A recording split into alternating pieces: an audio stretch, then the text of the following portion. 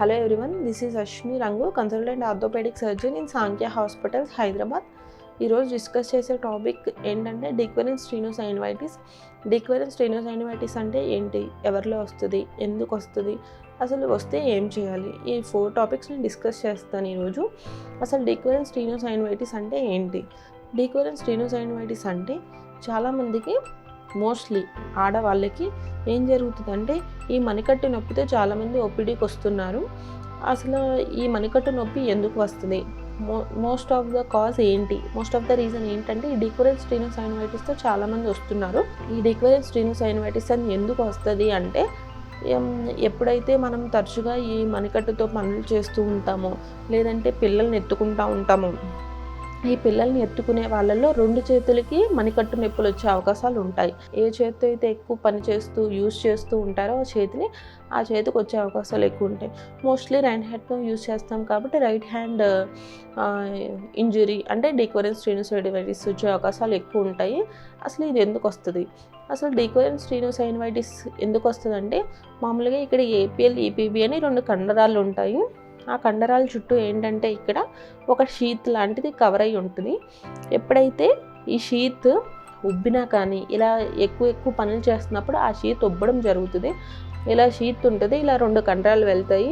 ఎప్పుడైతే ఈ షీత్ ఉబ్బుతుందో ఈ 2 కండరాలని నొక్కడం, ఈ పేషెంట్ ఈ బొటన వేలుని కదుపుతున్నప్పుడు బాగా నొప్పి చెప్పడం, స్వెల్లింగ్ రావడం, ఇక్కడ మనం నొక్కినా కానీ చాలా పెయిన్ చెప్తాడు.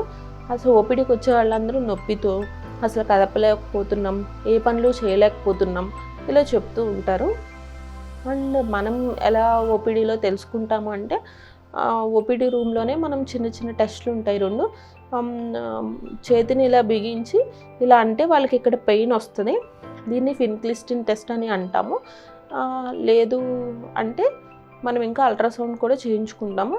ఈ అల్ట్రాసౌండ్లో ఏమని ఇస్తున్నారంటే వాళ్ళు ఈ టెండాన్ షీత్ ఉబ్బిందని ఇవ్వడం జరుగుతుంది.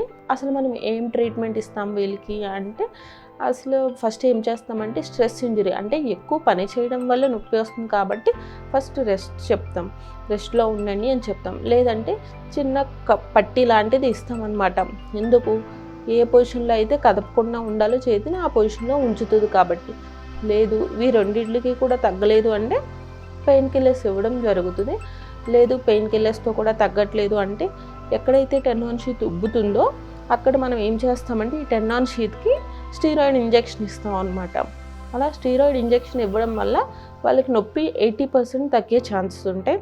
ఇఫ్ ఇన్ కేస్ వాళ్ళకి స్టీరాయిడ్ ఇంజెక్షన్స్ ఇచ్చినా తగ్గలేదు అంటే అప్పుడు చిన్న సర్జరీ చేసి అంటే 2 సెంటీమీటర్లు కోసి ఆ టెండాన్ షీత్ని మనం ఓపెన్ చేసేస్తాం. అప్పుడు ఈ 2 కండరాలు నొక్కుకునేవి అంతా పోయిద్ది.